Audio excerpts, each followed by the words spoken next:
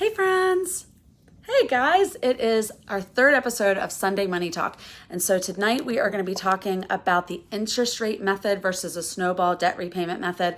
And so what does this mean and what is the best avenue for your family to take in terms of debt repayment? So if you watched last week's episode, this week we're going to be talking about which is the best interest rate or which is the best debt repayment method for you. So last week your homework was to write out your budget. It was also to get all of your list of debts, have the amounts owed for every debt you owe, credit cards, student loans, mortgage, car payments, you name it, any debt that you owe, having the amount that's owed and then the interest rate and having both of those things. So how much is left over, your monthly payment, and then the interest rate for that debt. Okay, so let's talk about the two methods for repaying debt. This is totally based on your personality. Again, I am not a financial guru, so I cannot diagnose, treat, or prescribe your finances, but I do have a master's degree in teaching, and so I am good at teaching the people different things and teaching content. So that's why I love to teach people about saving money and budgeting.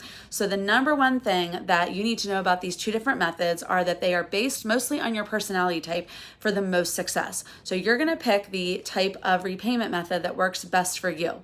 So the snowball method is where you totally look at just the amount owed. So let's say you owe $150 on this credit card, $1,000 on this credit card, $6,000 on your student loans, but $20,000 on your car payment. You are going to list your debts in order of the amount from least to greatest, and you are going to pay off the least amount first, the next amount next, and so on and so forth, so that you are crossing things and checking things off your checklist as you go based on the amount that's owed. And so the point of this is for people who love to check things off their checklist and also who kind of want to just get the ball rolling and start getting things paid off.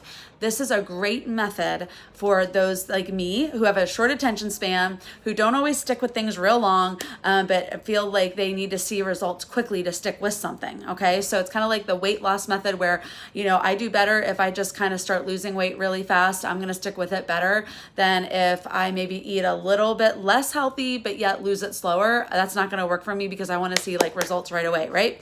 So the interest rate method is where you are lining up your debts by interest rate only, not the balance. So that means you might have a 18% interest rate or even 24 or 18 and then 10 and then 5. You are ranking your debts by the interest rate because we know that yes, you are going to pay more based on the higher interest rate. So ideally, yes, every person would pay off via the interest rate method.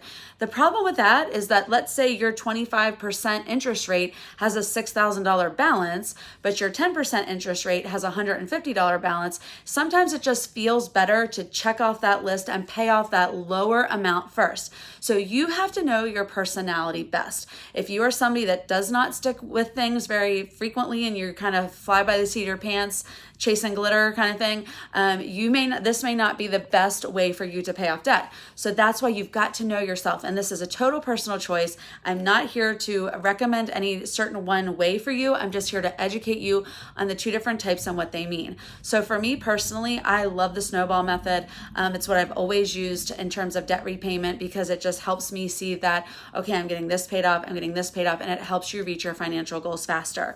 So it's extremely important that you decide which rate repayment method, is best for you, and then stick with it and keep a list of those things on those debts on your vision board as you are crossing them off. You have a vision board right beside you of what you're going to buy when you have these debts paid off. Maybe you're going to pay for your car in cash. Maybe you're going to pay for your house. Maybe you're going to pay your house off. So have a picture of that, car, totally have a picture of your car there and be like, car paid off, a picture of your, house paid off, or whatever. And these are the goals that you're striving for. It's so good to have that vision board, to have your goals written down somewhere so that you know exactly where you're headed.